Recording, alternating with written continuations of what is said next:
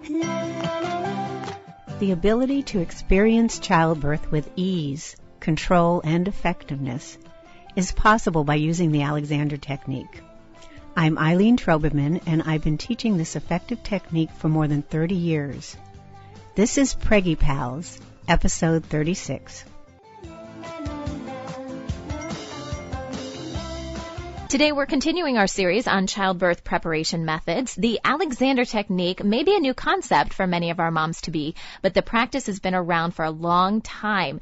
Eileen Troberman is an internationally recognized teacher of the Alexander Technique. Her practice is right here in the San Diego area. Eileen, welcome to Preggy Pals. Thank you, Sunny. I feel like you're so accomplished, Eileen. I go to your website and you studied under the Dalai Lama. You've done all these amazing things that I'm just like, oh, Eileen.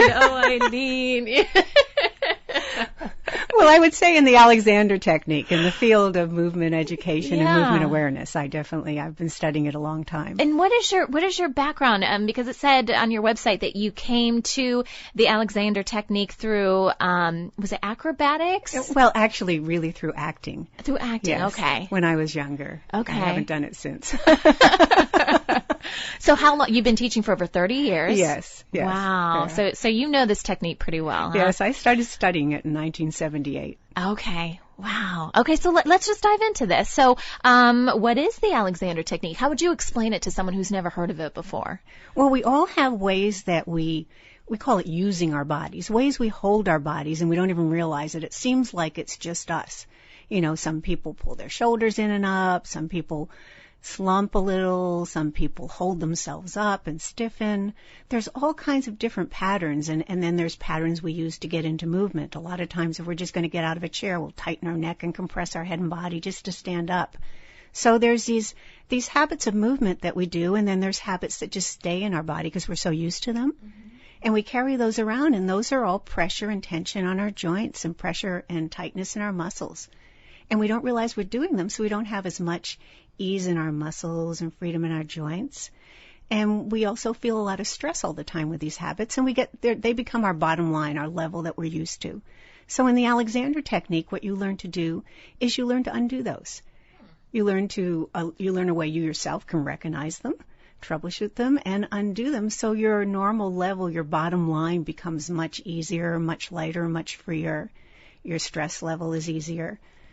Yeah. And we mentioned, I think, in the intro that, some of our pregnant moms may have never heard of this, because when we think of the standard, childbirth preparation methods, the Alexander Technique isn't always mentioned, but it's something that, it doesn't matter if you're pregnant. It's something that people can continually use. So who primarily benefits from this? I know we all can, but who are the primary people that are using this?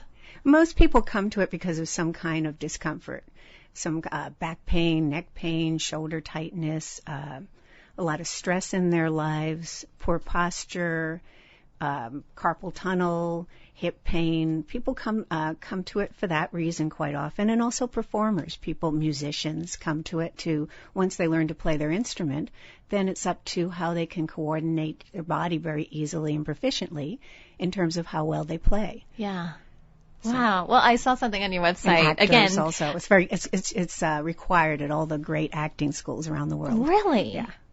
And so what I was saying is I saw on our website that Cirque du Soleil is one of the... Now, have you taught them? Or I have, yes. That's amazing to me. I was just because cool. I view Cirque du Soleil as just like, hey, if I can get into the positions that Cirque du Soleil can, I could push this baby out. You know what I mean? So, hey, if it's working for them, then maybe we should all kind of take a second look, right? Well, they're pretty flexible, and they're great athletes to start with. Right. But this particular knowledge, once you learn it, it's so practical and obvious, but it's something that really people don't know yet. So it helps anyone, whether they're an incredible performer and really skilled in how they use their body, or if they're just an everyday average person. So, wow. And anyone, it can make them feel lighter and easier, freer. Right. So maybe it goes without saying, but how can we apply this to labor and delivery? So, first of all, even in if I can address now, applying it just to carrying the baby, just to pregnancy. Sure. So you see a lot of expectant mothers, and often they're standing with their lower back arched and pushed forward and their spine compressed, and it's just very uncomfortable to stand around. They get back pain. Both the panelists here in the studio are adjusting their posture. Probably Michelle, too. Or slumping a little forward at like bottom bra strap line, that kind of dropping over from there, too. So it really affects how you can carry the baby. And it's wonderful to do that with lightness and ease, lightness in your hips. It's great for the baby. Mm-hmm. It works with your breathing and the ease of your breathing. So the baby's getting this nice kind of massage motion with the freedom of your breathing. So it's really useful for how you carry the baby, how you move. And I'm going to get to labor and delivery, but actually it's very useful for after when you have the baby, for what you do with nursing, so you don't get a lot of neck strain and back strain with nursing, upper back strain. It's wonderful for the children because they're going to imitate you and how you use your body as they grow up. Oh, I know that. I've got a 2-year-old that tries to imitate everything I do. Yeah. So you can really start them on good habits that way. So, and as far as labor and delivery, so it's one of the ways it's very useful in labor and delivery is that it helps you have a certain ease even under that stress. Even with all that pain, it helps you have a way to let the pain disperse through your whole body, so you're not kind of holding and trying to contain it. So it's actually less, it moves out. Mm-hmm. And then you get the next wave and it moves out. But it also helps with, as you learn it before that, it helps with learning to widen with your hips very naturally, learning to have that ease and not tighten against it. There's an exercise we'll do for the members at the end called a whispered ah, which is really useful for delivery and for labor. It also actually, and I don't know if this is a coincidence, but twice I've worked with women with breech babies, and I've actually help the baby turn around, not by the traditional way, which often they're just pushed by the head. They're kind of pushed the shortest direction down and around, and usually that compresses their head into their spine, which is just, as you probably learned as we talk, that's kind of the opposite of natural movement. Mm-hmm. And the babies are wired so much for natural movement. Right. We all are, really. We just got it kind of covered up a bit, but the babies are so wired for that.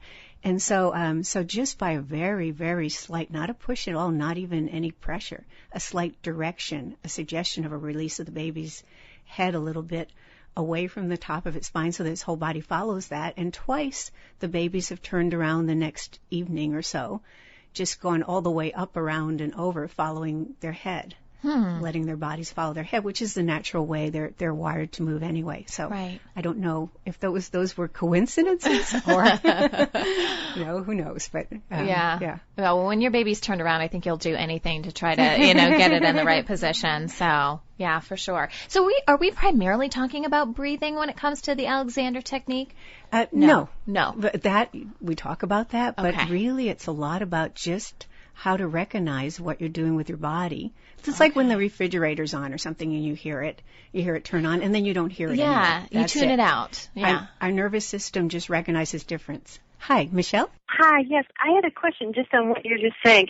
I've read a little bit about this technique, and I think it's amazing. So is it kind of like you're triggering your self-awareness and then adjusting yourself to how you should be properly aligned? Is that kind of along the line? Yes, that's right, Michelle, but it's not really the traditional sense of adjusting yourself to how you should be aligned. It does come out that way, but all of us kind of grow up with an idea of correcting our posture by overlaying some extra muscle effort to hold us in a better position, to kind of sit up straight. So we're actually still doing the pulling down and the tightening and compressing, and then we add some pulls in another direction with another layer of muscles to supposedly correct that, and visually it looks a little better, but you've actually added a whole other layer of tension with muscles that you actually need for your breathing and your movement that should be free, not for posture. My mom would always whack me in the middle of the back terrible. And make me stand up straight and shoulders back and boobs out. And so really she was just putting another layer of everything on top of it. Mom. Yeah.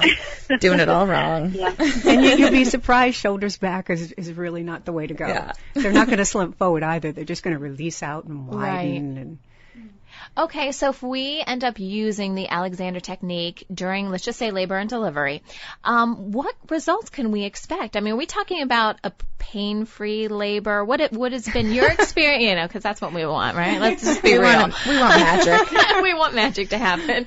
But what can women expect, I guess? I don't know that you can get a pain-free labor. Oh, darn. Okay. But you can have a much easier time with it. And you can have, you're not fighting against it. You understand what's happening with your body. You're really able to tune in to different aspects and really let things release. And you're able to relax through it, to really be calm through it. Mm-hmm. And you have a method that you're able to use to gain that calmness. And so whereas often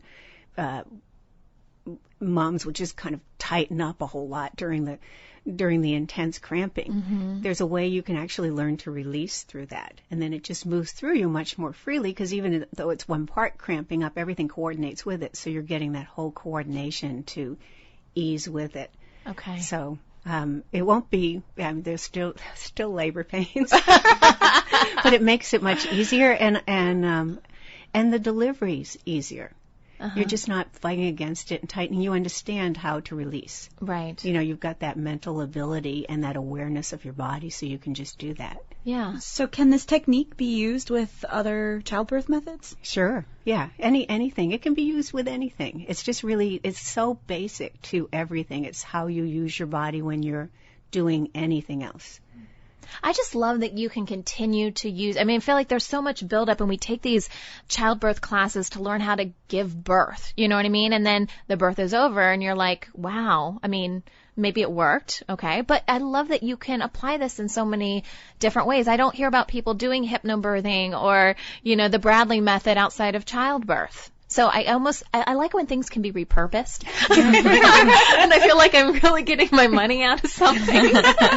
You would use this all your life on into old age to improve how you move, to improve your lightness and ease. Even when you think you're just perfect and easy and light, you'll get lighter and easier. It's amazing. Right. It's a fascinating sense and ability that we have that we don't know about and we don't use. Right. Now, have there been studies to show how this has impacted, like, the medical condition of somebody? Like, over time, you know, what kind of changes could we expect if we use this throughout our lives, you know? There haven't been too many studies of over time in terms of in terms of medical studies, except for one. There was a very large back pain study done in Britain, and it was published in the British Medical Journal, I think, in August 2008, maybe, a couple of years ago, maybe 2010. Okay. And it showed that the Alexander technique was the most effective method for treating back pain, both long-term and both cost-efficient-wise. So that was a really good thing. There's been some other studies, but they're very specific to, there was a study of doctors doing that microsurgery or whatever it's called, doing surgery, and not only did they have less back pain, but their surgery was more accurate. Okay. So, but what through observation, through many people that have studied this over the years, what you can expect is that you use your body well on into old age. So you learn to use your body in a way that you don't tend to get back pain, shoulder pain, tension, stress. You learn to use your body so that you move elegantly with grace. Just not on purpose, but it just comes out of this. Right. That you have a nice ease of movement. And there are many ways that affects things. It's even interactions with people. If you learn to have that ease, other people pick that up because we imitate each other. There's these things called mirror neurons they found in our brain that actually do the imitation. Everyone has that. And so people end up imitating you because you have more ease. You have a very clear concept of how to use your body. And so it's a very nice thing just to do for people. Yeah. But it feels very light. It has a kind of a hallmark sense of effortlessness and kind of floating and ease. When you're very strong, you have a lot of power and strength because your muscles aren't being used for posture. Uh-huh. But yet you feel like you're just completely effortless. You kind of float. Like you're weightless. Yeah. Because the bones take the weight and they don't report weight. Oh. It's when we feel the stress on our joints, the pressure, the tightening, and the extra work of our muscles that we feel weight. So what is needed to be successful, would you say, at the Alexander technique? I mean, are there certain people that are better suited for it than others?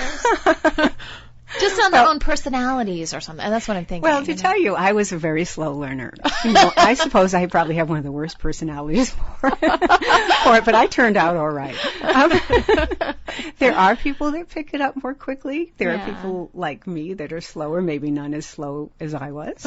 And I was very slow because even though I was told during these lessons, it's not a position. You don't put yourself in a position. You don't look for the feeling of, oh, is my head in the right place, or does this feel the right way?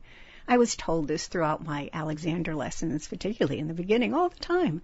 And yet I thought, well, maybe other people can just release their body up. But me, I'm going to need to find the better position. And, you know, if I could just remember what it felt like, I could do that again. So I was trying to feel it out and use my muscles. I was putting in muscle effort to do it, even though I knew that was not the thing to do. So if somebody actually can just switch their mind and just decide, no, I'm not going to put in any muscle effort. I'll just have a thought of this. They can do it pretty easily. I was just really stubborn. But like you said, it turned out well for you. Yes. You now teach the technique. Okay, well, when we come back, we're going to learn what to expect should you decide to study the Alexander technique. We'll be right back. Eileen, let's talk more about the classes. You've been teaching for over 30 years now, these classes. At what point, since we're talking to pregnant women, at what point in a pregnancy would you recommend someone to start taking these classes? Because I know you can use it throughout pregnancy, so maybe that's, you know, the moment you find out you're pregnant, this would be a good time. But then this technique is a little different because you can use it throughout life. So what would be your recommendation there? I would say starting as soon as possible, Okay. whenever that is. It really is useful to just start as soon as possible so you have more tools throughout your pregnancy. Right. I mean, it's fine to start any time. I've had people start in the 8th month. That's a little late, but they've had success with it. But it really is useful to start early on when you first find you're pregnant. Well, let's assume that someone wants to use it, at least initially, for labor and delivery. How long would you recommend that they take the class in order to properly prepare themselves for that experience? And again, this would be actually as soon as possible. The longer that you have experience with it, the more experience with it, the more ease you'll have in your body. Okay. These are undoing habits, and you'll undo a layer of habit, and and that'll feel great and easy. Right. And then there's another layer. Right. And then there's another one. And so you just get so much better at doing it, and especially in an emergency or a stressful kind of situation where you just really need to know it well to draw on it. Okay. It's really useful to have as much experience as possible. Okay. There's no set, this many times but the sooner the better. But you said for 8 months that would probably be cutting it too close. So, I mean, is there a cutoff time that you would say, you want to at least give yourself X amount of time? I think even having one lesson in it is useful. So, in really? 8 months. But it's so much better if you can have more. Then one lesson in a way could do it. But people don't tend to really follow the instructions. It needs to set in a little bit. Yeah, people sort of get an idea and take shortcuts like I did when I was telling you about it, and so maybe it's a little better, but it's not really the ease that it could be. Sure. Yeah. Okay, so let's talk about what people will experience in a class. So do people come in at various levels, or are there specific start days? How does that work, since this is an ongoing training process? Well, it's private lessons. It is private. I can do group classes, and I've done that, but it's very useful to have private lessons because you get all the individual time yourself, and you get your particular habits undone, and then that guidance of, oh, wait, you're doing it this way. You actually should do it this way. So people come in, and right away we start working with helping them have more ease in their walking and standing and bending, and just their understanding of how their body's put together, just their kind of map of their body. We were talking earlier about shoulders and arms. When we move our arms, a lot of times we end up tightening our shoulders to do it, and we kind of tighten our shoulders up into our neck. And we don't even realize, if you ask them where they think their arms attached to their body by a joint. If you ask someone to point, where is your arm attached to the main part of your trunk by a joint, either your ribs, spine, or head? And people will point way out at their shoulder. at the end of their shoulder, but really it's right there at our breastbone, at our sternum. It's right there, that one little joint. That's the only place our arm's attached by a joint. So there's a nice free movement once you understand that, of how you use your arms. So there's all kinds of things like that that you learn to map out in your body so that you immediately move more easily because you have a much clearer idea of how your body's put together. Sure. And so we do that. There's a time that's done as a lying down part of the session. That's everyone's favorite time usually. Does anyone fall asleep? They kind of, sometimes they'll drift off into kind of what I call the twilight zone, so sort of a dream state, because it feels really relaxing. So it feels even better than a massage, but you're actually learning things. You're learning what you can do on your own. Okay. And you end up feeling light and easy after the session. And so that's pretty much what a private lesson is like, and it individualizes just what you need to learn. So if somebody comes in and they're really because of the pregnancy, they're really dropping back. I mean, people tend to stand that way sometimes, pregnant or not. Right. But with the pregnancy, especially, with the relaxing of the ligaments, it's so important to learn this during pregnancy because it can affect you afterwards and how your joints are. Right. If you're putting all that pressure on and using your body poorly, and then afterwards you've got joints that just don't quite, they're not quite like they were before. Sure. So this way they can actually even end up better, which is a good thing. So for pregnant women, would you recommend that they have a partner come in with them who might be part of the birthing process? No, that's not necessary. It's not, somebody's not going to be doing stuff to them or with them during that. Eileen, I was wondering, do all certified Alexander Technique instructors see the correlation with pregnancy or can work with you in pregnancy? Yes, absolutely. Yes. Okay. Yeah. And Michelle, I know you were doing some research earlier on the Alexander Technique, and here we are talking about childbirth and stuff, but there is another important element of another area of your life that can be improved with this technique. Yeah. So why don't you tell us more about that? Well, I was reading quite a bit about the benefits of the Alexander Technique in pregnancy, and I read a couple doctors actually commented they saw the most calm patients ever that had utilized the Alexander Techniques. And one of the patients or women that wrote about it said she also benefited in her sex life moving forward from using the Alexander Technique. So it really does seem like it's such an awesome lifestyle investment, like you're saying, Sunny, not just for childbirth, but moving forward. And I know for myself, I really want to stay calm and in control and feel like my body's working for me, so that my doctors feel more confident about the situation and feel they can trust my communication with them, and that I can handle what's going on physically as well as emotionally. There's a process, and you'll see this in toddlers. You'll see when they go to move, at that age they have these big heads, and what you'll see is their head will sort of float a little forward and up and just slightly nod a bit forward, and that'll get them racing across the room. They'll start walking or running like that, or they'll bend. And there's a way that all vertebrates are wired to move that's going on in the toddler, and that's that our neck releases, which allows our head to float a little bit slightly nodded forward and up. That triggers a lengthening in our spine and a widening of our back, and that triggers a knee to release forward and a start of walking or both knees and bending or just standing easily. So that's wired in us to start movement. Animals do it. You see it, a cat or a dog, they're sitting and they hear a loud sound. You can just see their neck release. Oh, and yeah. Their head goes up, their back lengthens and widens so they can move easily at their joints and look around and be prepared.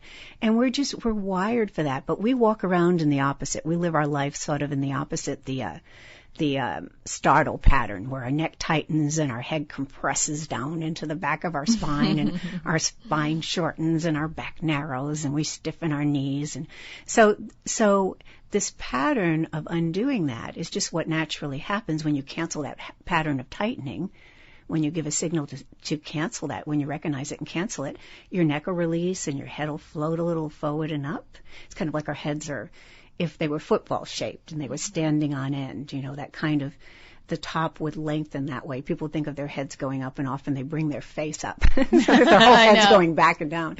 Anyway, but that nice float of the head, and that causes that whole trigger of the spine to just act in this natural coordination where it lengthens and your back widens, and your breathing improves. So there is that, we teach that pattern to everyone, to how to do that. And you use that during labor, during delivery, or during anything, to get out of a chair, to start to speak, to move. And you start sort of seeing that, and you start seeing the opposite too quite often in people. So it makes it easy not to imitate that habit of tightening, which we all tend to do.